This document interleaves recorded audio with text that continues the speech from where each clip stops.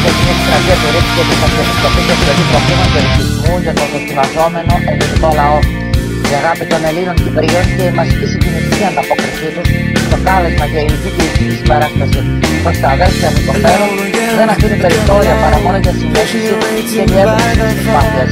Μικρό αντίωρο αλλά αντιλωσμένο από καρδιάς για όλα όσα οι Κύπροι βοηθούν στον ελληνικό λαό, ο οποίος στάθηκε δίπλα την ώρα της επίσης δοκιμασίας. Κύπροι έδειξαν με τον πιο απλό και άδειλο τρόπο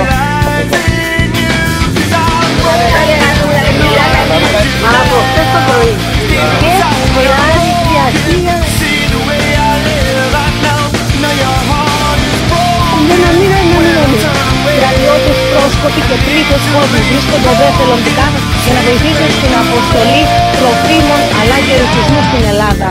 Ο κόσμος δεν σταματά να πηγαίνει έρχεται στον νερό ναό Αγίου Γεωργίου στα Λατσάκου βαλώντας ό,τι μπορεί για να βοηθήσει το δοκιμαζόμενο λαό της Ελλάδας. Κρατηθείτε γερά, είμαστε δίπλα σας, γράφουν τα μηνύματα του κόσμου. Καλά λες. Έχουμε μια μικρή σύνταξη να ομάδα. Το εστέρημα μας έτσι να το μπορούμε να δώσουμε. Καταλέξαμε.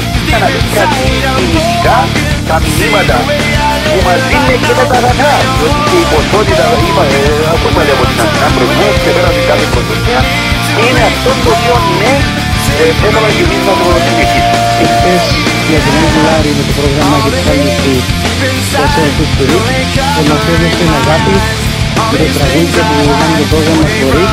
Ο κόσμος δεν ξεχνά τη βοήθεια της Ελλάδας το 1974 και τα λέει όλα του στο κείμενα στο σημερινό πρωτοσέλιδο της εφημερίδας Αλήθεια.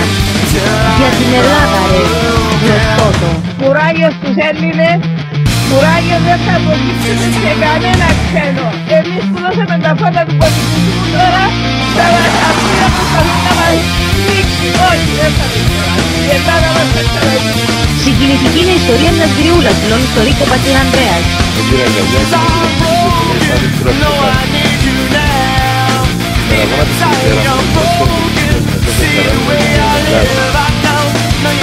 Σήμερα δεν έχω κάτι να πω, κυρία στην Παλάγια, είναι η τρίτα μου από την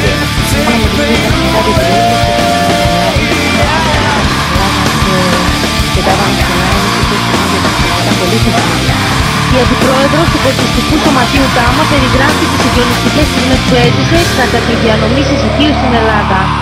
Είχε έναν άνθρωπο που ερχόταν για δεύτερη φορά, μας εκλιπαρούσε, ακόμα έναν κομματάκι ψωμί. Του έλεγα φύγε και γιατί δεν θα σου δώσουμε αύριο. Αύριο αντιπροσωπεία του ΡΙΚ και της Αρχιεπισκοπής αναχωρούν για την Αθήνα.